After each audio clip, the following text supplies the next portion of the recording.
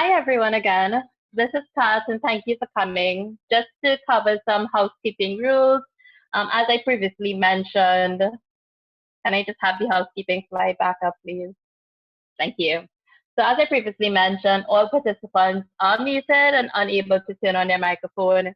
Today's session is being recorded and the link to recording will be sent to all participants within 5 business days. In order to have this webinar be more accessible, we are providing closed captioning, which can be enabled by clicking on the closed captioning option at the bottom of your screen. This will enable or disable closed captioning. We do not offer CEUs.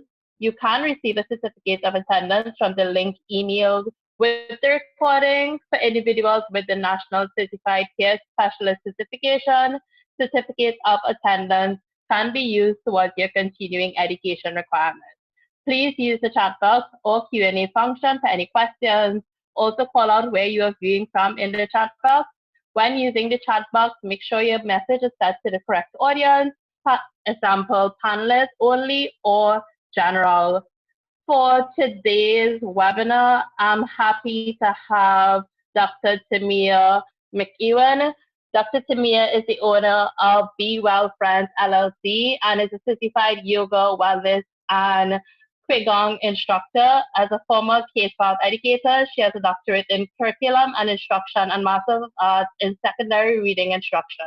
She represents peer professionals as a board member for Peer Support Coalition of Florida and as a digital peer mental wellness facilitator and co-facilitator with Orlando Peer Support Suite.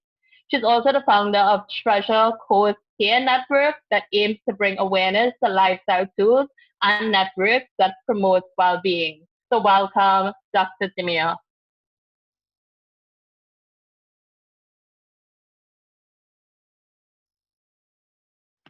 Good afternoon. Good afternoon. So I'm known for opening up spaces in a particular way. So I'm asking that you would allow me to come in a way that can bring a little comfort and ease into this place. I don't feel no waste time. I've come too far from where I've started from. Nobody told me the road would be easy. I don't believe he brought me this far to leave me. I don't believe he brought me this far to leave me. Where I'm from Southern cooking and big family picnics, 2-parent homes that became a single parent home, long talks on the telephone and late nights watching TV, church choirs and good preaching, summers in Chicago and spring breaks in California, vacations in Germany and secret talks with my sister. I'm from love and trust. I'm from freedom. I'm from Chicago, Cook County Hospital, South Side, 95th and Avalon, swimming pool and backyard porch with lush green grass by Papa's garden, taking chances and glances and forbidden kisses through green fences. The front yard and backyard is my perimeter because Big Mama said, don't be too fast. I'm from structure and flexibility. I'm from secrets and truth. I'm from El Paso, dancing the cumbia at quinceañeras and bobbing for apples, pinning the tail on donkeys after playing hide and go get it, and touch football. I'm from cousins and aunties close, like sisters and brothers. Deacon boards and Sunday school attendance, Super Mario and Sega Genesis, hopscotch drawn in driveways with the good rocks. From playing marbles and taking the boulder with my clear pretty one, from scheduled fights at Kelly Park to avenge my stolen clarinet, and break dancing with my crew after watching Breaking 2 and Electric Boogaloo. I'm from good memories. I'm from childhood greatness. I'm from HBCU pride, knowing that Prairie View produces productive people. Non-traditional student, because my learning will last a lifetime. Psychology, first degree, master's in education, second, PhD in curriculum and instruction makes 3 letters that some people say are not in use. Master's of arts and reading makes 4, and registered yoga teacher just because I wanted more than what was before me, or maybe to heal the trauma that came before me. I am from survival. I'm from striving forward. I'm from building legacies. I'm from Houston, young adulthood, 22 years a teacher and 2 years a yogini. From transitions from Texas to Florida with the sun on my back in 2 states. From molding young minds to building bridges to be well friends. From 20 pearls and ivies, from heart openers, from peace, from love. Hello, everyone, and thank you for having me in this space today. I'm known for opening up with a song or with the prayer, or with the meditation, or with good sentiments. And I thank everyone for being in this space today when we're talking about Ubuntu, meaning I am because we are. When we're talking about providing targeted peer support in Black communities, I am a peer. I am a part of the Black community, and we'll get a little more into my story a little later on. I know that we all have a story. The African proverb says, if you want to go fast, go alone. If you want to go far, go together. We're talking about what peer support is and looking at this recovery through a critical lens. And a critical lens means taking a look at all of the pieces of the puzzle. When we're in a room, we're looking at who is not in the room, whose voices are being heard, whose story is being told, whose story needs to be told, and what other components do we need to have in front of us in order to meet this goal. When I first learned about peer support, it was actually 2 years ago at a NAMI conference. And the interesting thing is, I guess I'd been a peer for over 20 something years, but I just learned about this thing called peer support. But what I have been a part of all of my life is the Black community. And one of the things that I said when I heard the different components of what it means to provide peer support, I could not help but think, this is really what I've been surrounded with my entire life in the various communities that I've been a part of.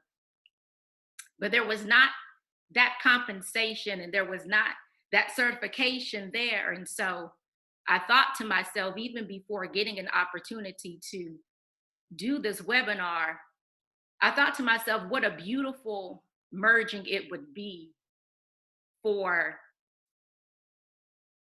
the state certification of peer support to see the Black community and everything that the Black community brings with it to the table, and to merge in a very beautiful way so that we can truly, truly cover each other with the state on our side. So we're going to talk about that, and we're going to talk about the traditional values in the Black community as inherited peer support, the Black family unit, the community, the organizations that are already in place, and see how we can better utilize what's there and help to implement some things that may not be there. And accessing the agency of Black communities for targeted peer support. So when we look at the different networks of support, and I know that those of us in the space come from various areas, we look at these networks of support that have been in practice for centuries, historically Black colleges and universities and the alumni networks there.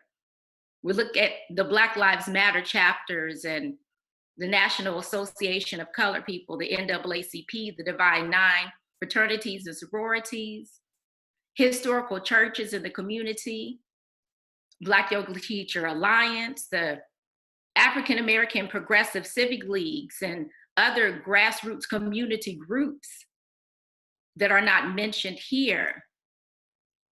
The National Association of Black Journalists, and these are just a smidgen of some of the groups that are within the Black community that we may not have utilized to the fullest potential.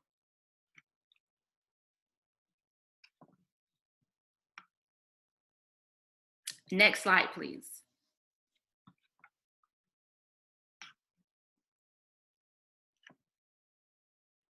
So I know that we're a motley crew. And so in this room, some of us may already have heard about peer support.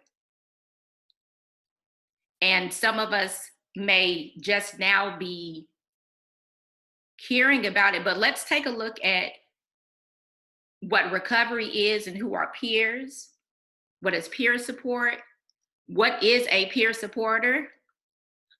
What is a peer network? And what is a peer-run organization? So when we look at recovery, we know that in some way, all of us are recovering from something.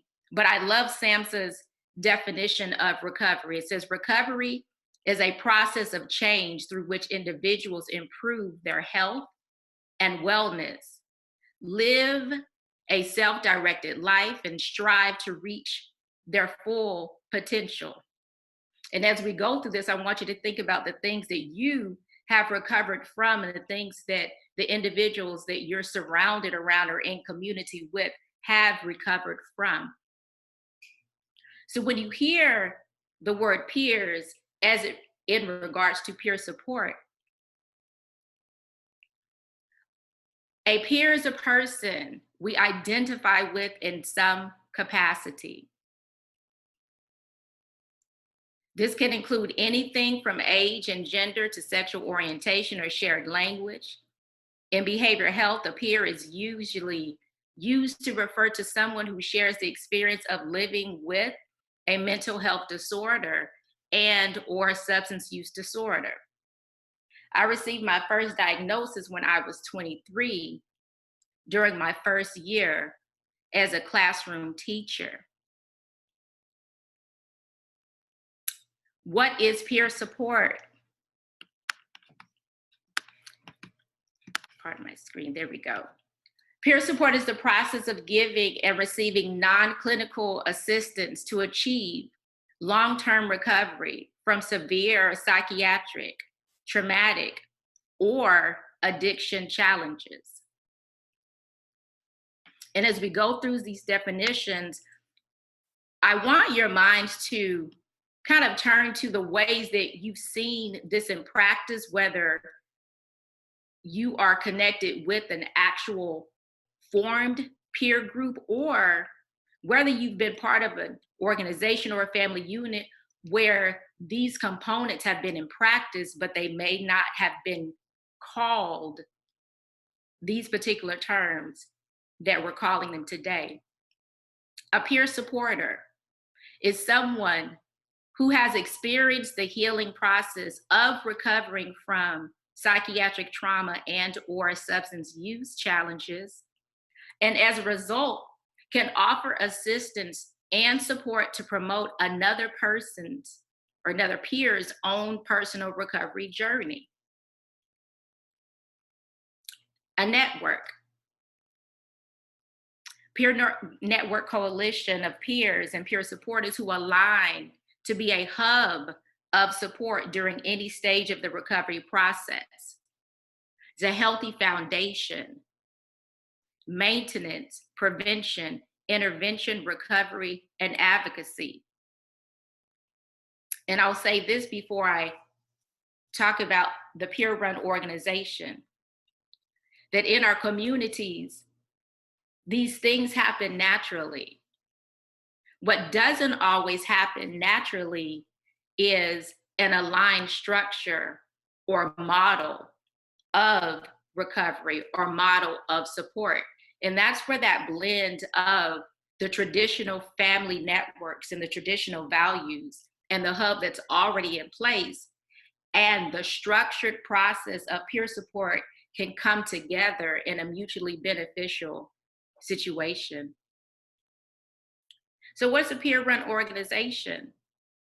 These peer-run organizations are service providers owned and operated and administered by peers, those who have lived experiences of recovery from either mental health condition or substance abuse. Mine is a mental health condition. But these community-based organizations allow for the values of lived experience of peers to be diffused within communities through a systematic model of knowledge dissemination. I always thought that it was interesting when I would sit in seminars or I would sit in a training and I would hear individuals, and some individuals are peers who have lived experiences themselves, but we talk about the recovery process or the mental health field in terms of us and them. And it would sound something like, well, you know, people who deal with anxiety do X, Y, and Z, and then maybe a laundry list of things will be named after that. And well, you know, people who deal with depression would normally do X, Y, and Z.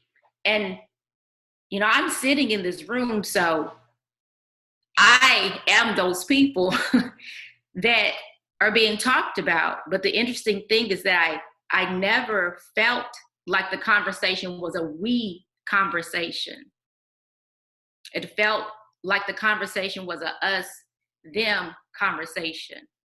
And what I love about the blending of peer support and the agency that already exists within our communities is that this is a we conversation.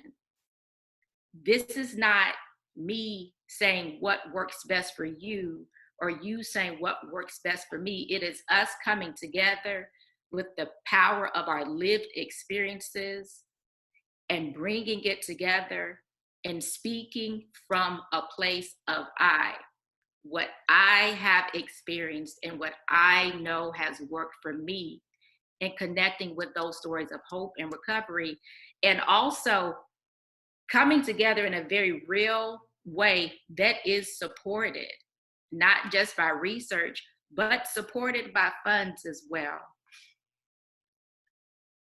And next slide, please. I believe it was a slide. It may have been a slide before this. Beautiful. So when we're looking at the traditional values, now we just went through and we talked about some of the different aspects of peer. Thank you for the control.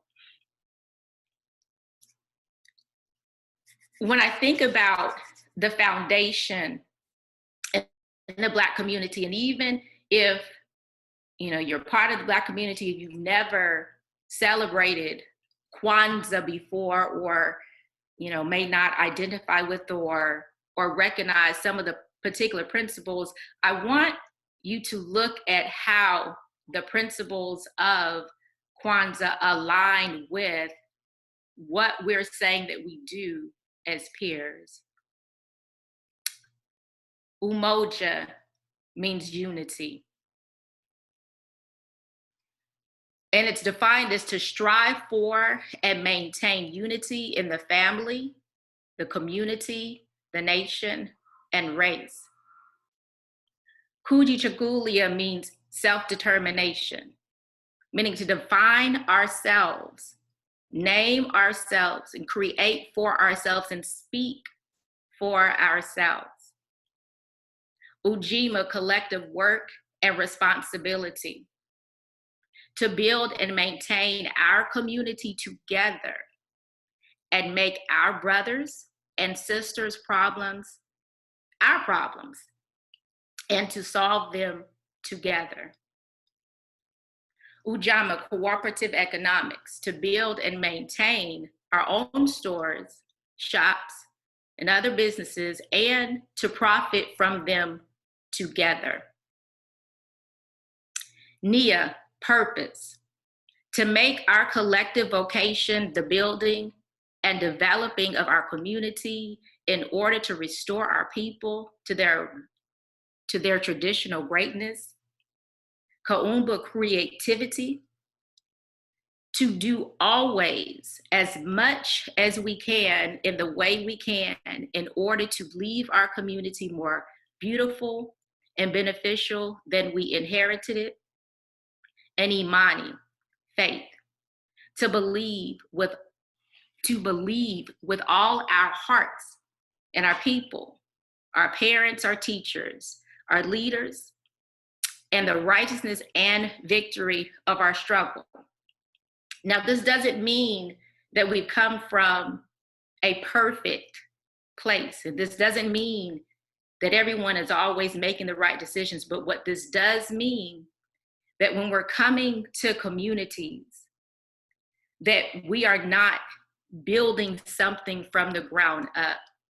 We're coming to communities with the knowledge and the respect that there is already a pride that exists. There's already a foundation that's been laid. And we're helping to support in that regard. And I think that that's extremely important whenever we are connecting with any community. So when we're looking at the inherited values, African principles and values, some founding philosophies are caring for elders, caring for children, respect for all living beings, respect for the earth, reverence for our ancestors, active relationship with the spirit world. And I've heard some refer to that as a strong faith that shows up and displays in many different ways, and responsibility to the community. And it's demonstrated in various ways. And so when we're talking about looking at peer support with a critical lens, that's understanding that there is already a system in place. There is already an understanding, even if it's a system that we may not understand, but it's making sure that we are looking for the system that is in place and respecting and honoring that system. And we discussed the Kwanzaa, the living daily principles to return to our original greatness. And then the African philosophy of Ubuntu, I am because we are. It's the concept of humanness that illustrates that a person is a person through other people.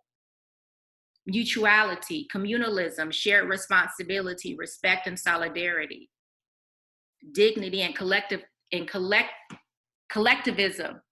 Those are all threaded through the Black community and the foundation of peer support and even social work or any humanitarian effort or helping profession.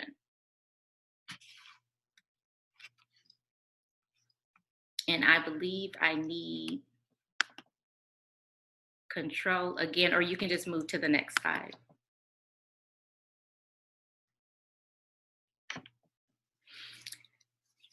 So we already discussed the recovery process, right?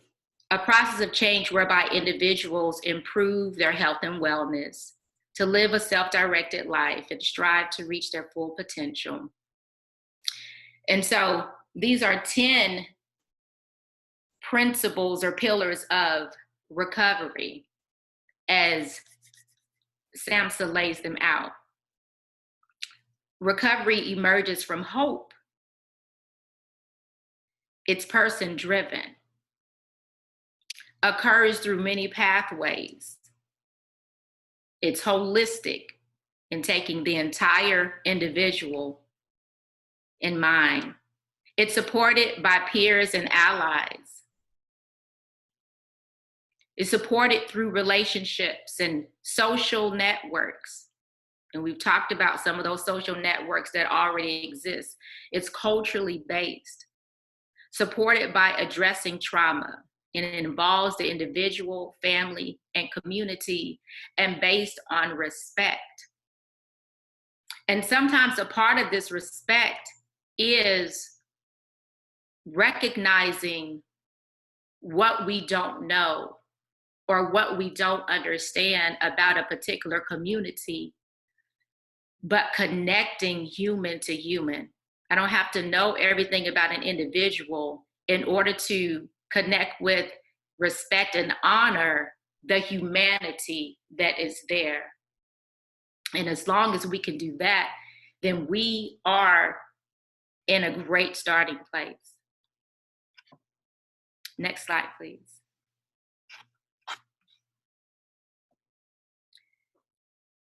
So what is cultural competence in regards to peer support? It's surrounded around 4 different pillars. I love when I came across the work of Django Paris in regards to culturally sustaining pedagogies. And I really love that instead of the word cultural humility, I had a interesting relationship with that word. But I love the 4 components of competence. Competence is an awareness of one's own cultural worldview. It's a positive attitude towards differences in cultures. It's a knowledge of varying cultural practices and worldviews. And then the cross-cultural skills developing cultural competence results in the ability to understand, communicate with, and effectively interact with people across cultures. And so I'm going to be using the words acceptance and respect and viewing and seeing things as they are a lot, because it's extremely important for us to be able to see individuals completely, especially when we're looking to do any type of work or support. There's a book that I love, and it says, we can't teach what we don't know.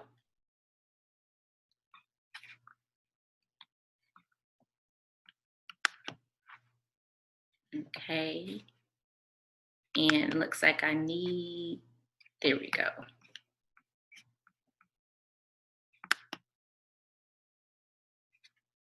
Let's see if we can move forward. Beautiful. And when we're talking about mental health conditions within our communities, we know that mental health is not static. It changes and it's displayed in a lot of different ways. And so language is important, and the depth and breadth of support is important when we're talking about not just sharing our experiences, but helping to make space and make room for others to share their experiences. And says it's important to remember that mental health and mental illnesses are not static, they change over time. And they're depending on many factors. some of those factors that influence mental health, and they're listed here. Levels of personal and workplace stress, as we know, lifestyle and different health and healthy behaviors or exposure to trauma and genetics. When the demands placed on an individual exceed their resources and coping abilities, our mental health can be negatively affected. And I've heard individuals talk about the difference between, mental health condition versus mental illness. And I like to say often that it's not so much about the diagnosis many times as it is paying attention to some of the symptoms that we may be dealing with and meeting each other where we are to provide that support.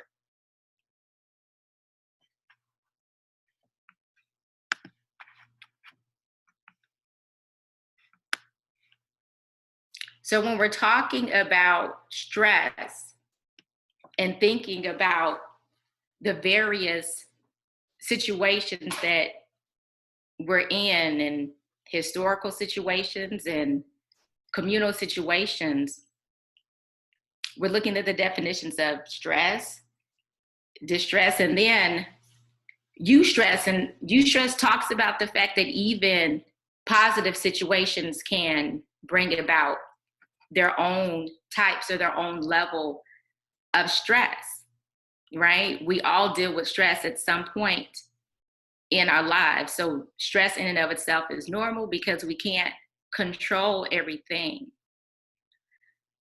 But, a situation of being in de-stress is when the level of stress that we're dealing with is beyond our capacity to be able to cope with that particular stress. So when we're looking at what we're dealing with in our communities, I think of it as two things. Number one, to be certain that we're looking to ease situations where possible. And number two, to really be able to pay attention to what our capacity is to deal with the various stressors that we are dealing with, and everyone is different. There we go. So then, stressful situations, overloaded capacity, and then the situation of chronic stress. And then looking at the situation of post-traumatic stress disorder. The interesting thing about my personal experience, I've never served in the military. I'm a part of a military family in two different situations, but I personally never served in the military. But I received a diagnosis of post-traumatic stress disorder. And that was interesting to me. But when we look at not only the definition of post-traumatic stress disorder, but when we also look at the conditions that, or when I look at the conditions that I've been in, then it does make a little more sense to me. And Dr. Joy DeGruy talks about a different component in her work, and she talks about post-traumatic slave syndrome and discusses some of the similarities and differences of post-traumatic stress disorder. But when we're looking at chronic stress, our response to emotional pressure suffered for a prolonged period of time, right? So it's chronic when it's incessant.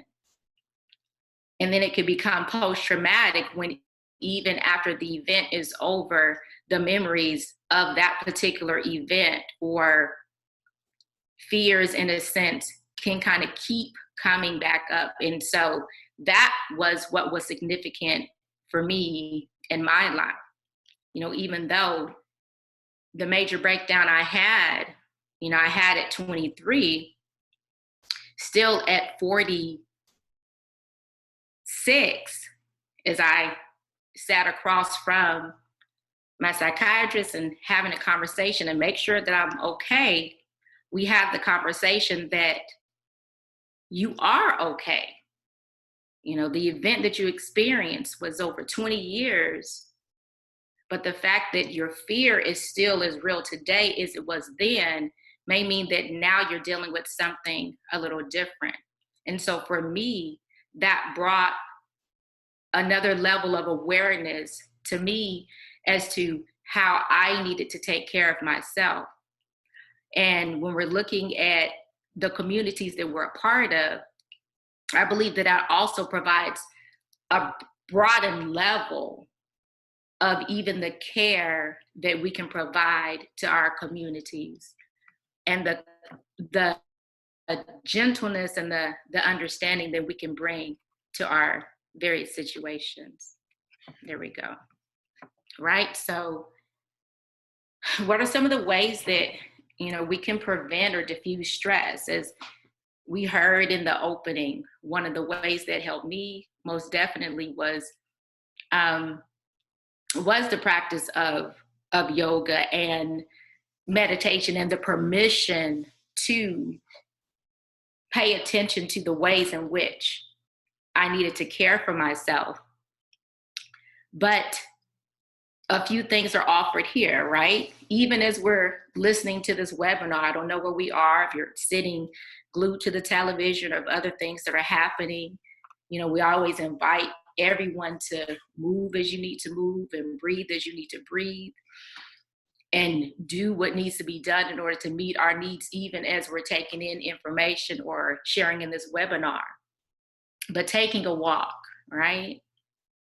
Taking several deep and relaxing breaths, stretching and doing a tension release and tensing every part of our bodies up, and then release and letting that go. And tensing every part of our bodies up, and then release and let it go. Using visualization and techniques, and I won't go through all of them because they're listed here and everyone will get the presentation, but it's good to know that we can take particular attention to what we can do in order to relieve stress in the moment, and even after the moment that stressful situation has passed. And so I invite everyone, as we're looking at the options listed here, to kind of think about the ways in which we use in order to offload stress, the helpful ways and the healthy ways that we use in order to offload stress. So if you're looking at the chat, then I invite you to add that in there, you know, whether it's talking to a supporter, you know, another peer professional, whether you meditate, whether you read encouraging literature, writing in a journal. What are the ways that you use in order to either prevent or diffuse your stress? And what are some things that you're seeing here that you think that you can actually commit to? Beautiful. I see music. Dance like nobody's watching. I love it. Me as well. Right? So one of the things that I've heard, I love it, keep the chat going. I love all of the helpful ways that we're taking care of ourselves. So one of the things that I've heard people say in regards to peer support is some individuals think that it's just a group of individuals, you know, getting together just to talk about their issues, right? And you know, if that helps, it helps. But you know, peer support is far more than that. And even as I think back to all my life, the ways that even my family has gotten together, whether it's at family reunions or whether it's at a regular Sunday situation, There are things that we've done intentionally, and I also think that there are things that we've done unintentionally in order to create safe spaces. So beautiful. I love the chat. So let's take a look here. Peer support, facilitators' role in reducing conflict. So one of the things that is provided in peer support, one of the things that I do is I help to facilitate peer support groups. And so some of the ways that we reduce conflict in groups are creating a safe and welcoming environment for participants to feel comfortable, sharing their personal experiences, learning from one another, acting as a role model by sharing aspects of our own recovery stories that apply to what we're talking about, sharing appropriate and relevant resource information. So if you've ever shared helpful and relevant information or resource, then you may have been operating as a peer supporter and not even knowing it. Support learning of a skill that's relevant to the group's focus, or guide the group rather than dominate, right? So as a peer support facilitator, that means that I'm really listening because I'm holding space more than talking, but it also means that I've done my own recovery work so that I can have the capacity to be available to provide support for others.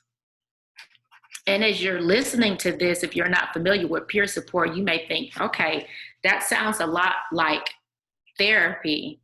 Well, it's not. And even though it could be a mutually beneficial relationship, it's not taking the place of a mental health professional, but it's connecting with someone who, as the saying goes, has been in your shoes and has come out on the other side and is walking alongside you.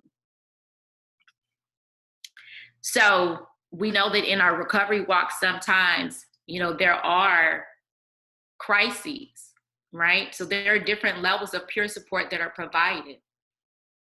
And there is such thing as your crisis plan and crisis intervention. And so here are a few things that help to walk us through the crisis plan and intervention, assessing the risk to safety, for the peer and others, identifying the available resources and support, formulating the strategy to effectively stabilize the crisis situation. And these are things that we talk about beforehand, because the overall goal is to restore the person to a level of stability. We hear many times in our communities, police being called out. And perhaps it's because no one was there to be able to diffuse a situation, and no one was there to be able to help provide a safe situation. Ideal goal following the intervention is the person will use the crisis as an opportunity to learn what they can do to prevent a future crisis and grow in their recovery to lessen frequency of crises.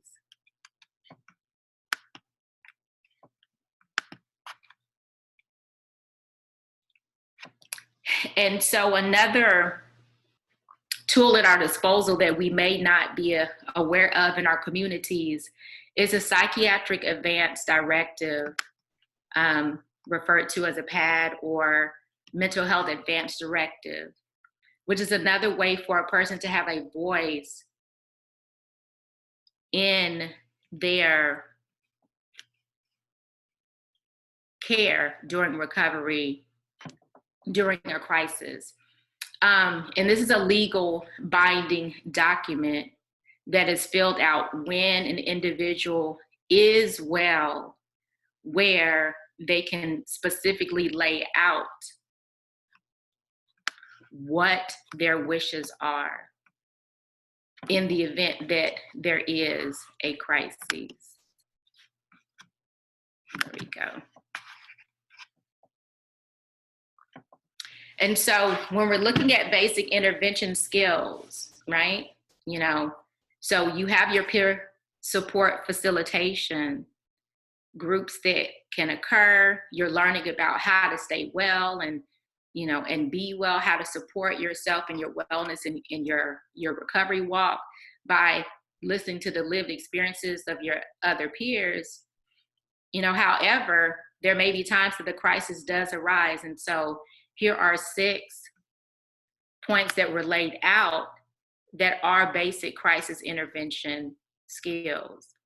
And the scope of this webinar is not to specifically lay out each and every one, but it is to remind us that there are tools in place that we can use to be able to address a crisis in the event that the crisis does occur.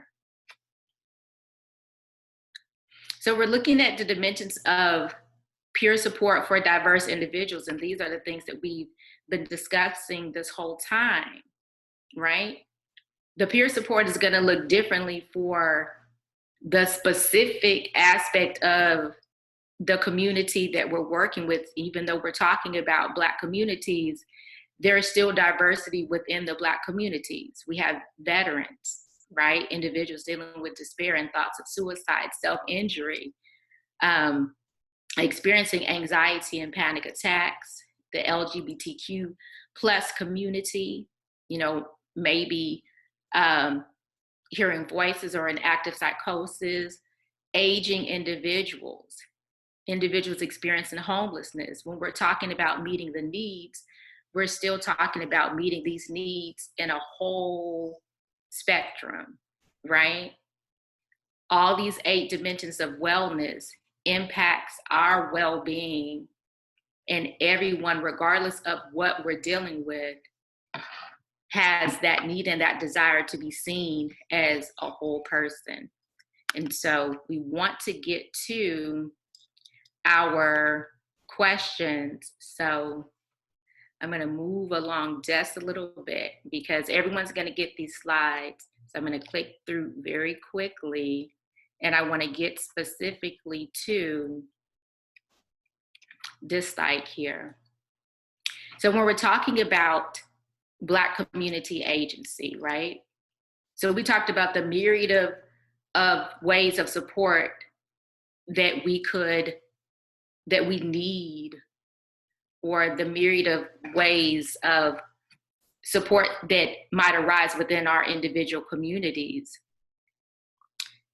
When we're talking about Black community agency, that means looking at the foundation and the framework that's already in that particular community.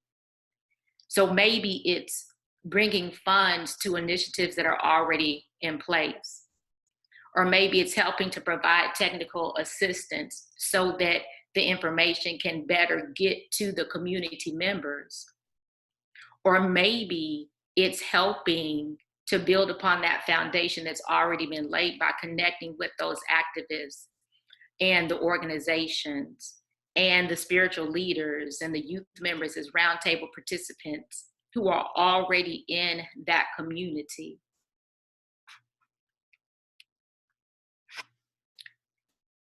So it's determining the needs in the community. What resources are currently already available in that area, right? If there are things that are already there, but people don't know about it, then we need to help get that information to those individuals. How is the information being used? If the community is not aware, then that is a very necessary component that we need to look at, as opposed to bringing a completely different program into the community. And if resources are already in that community, how culturally sustaining are the resources that are currently offered? Is it the best quality of care? Does it align with best practices? And if not, then that could be an area of support that can be provided. Once again, meeting the needs of the community, connecting to the available resources, establishing the peer networks where none exist or where there is an unmet need, and also directly addressing any implicit or explicit bias that we have regarding that community that we're serving.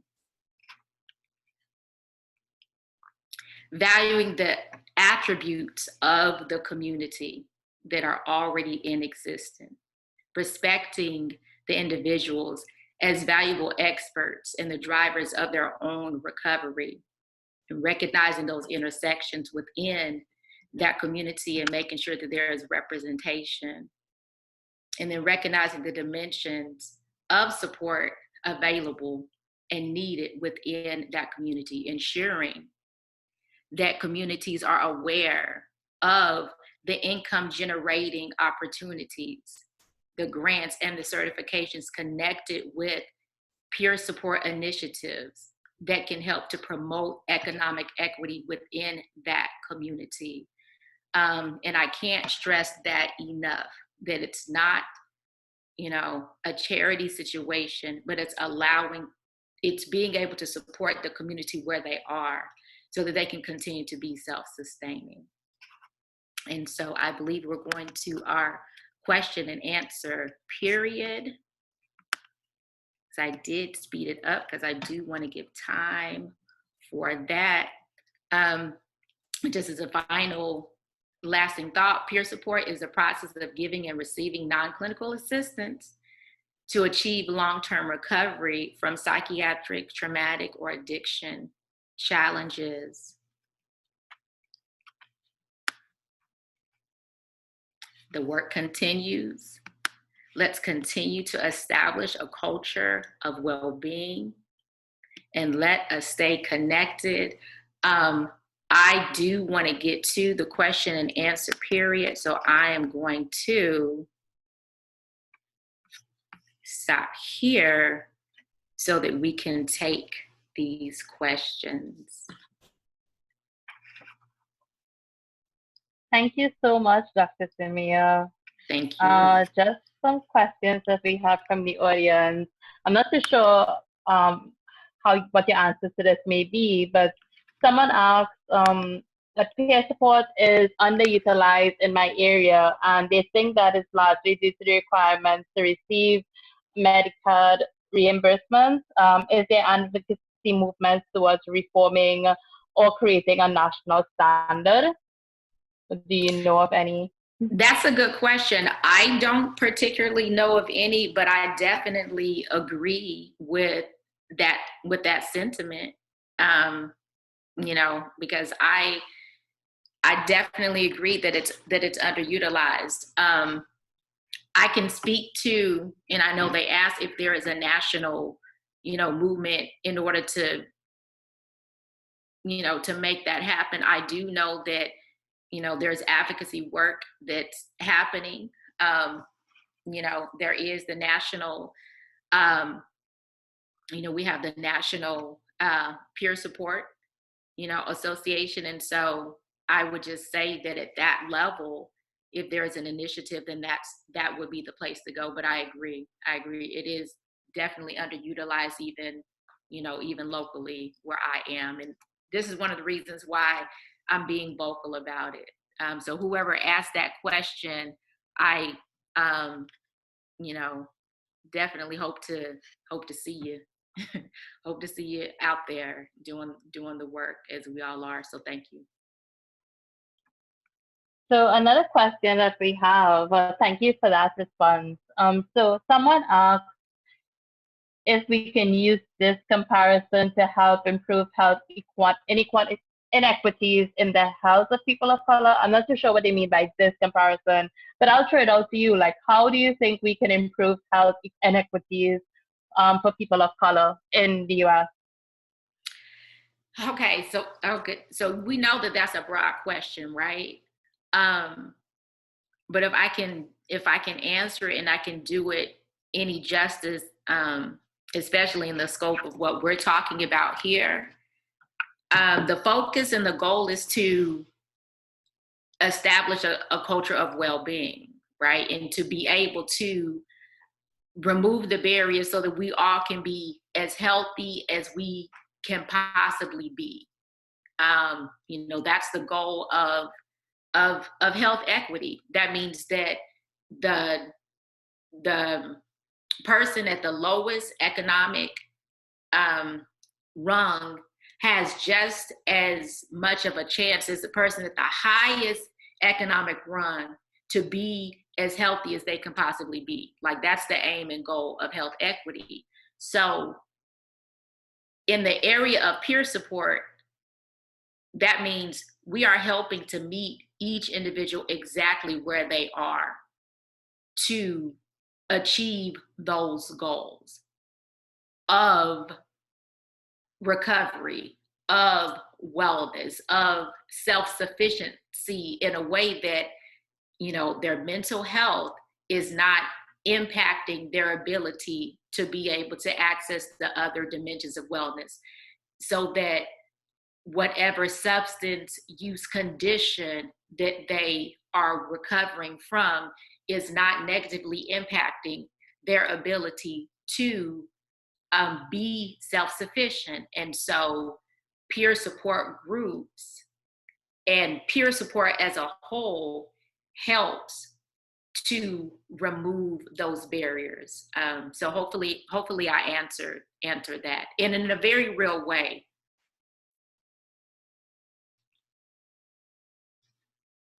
Thank you so much. So before we close, I just want to remind everyone that the Center for Peer Support webinar series is sponsored by MHA's National Certified Peer Specialist Certification.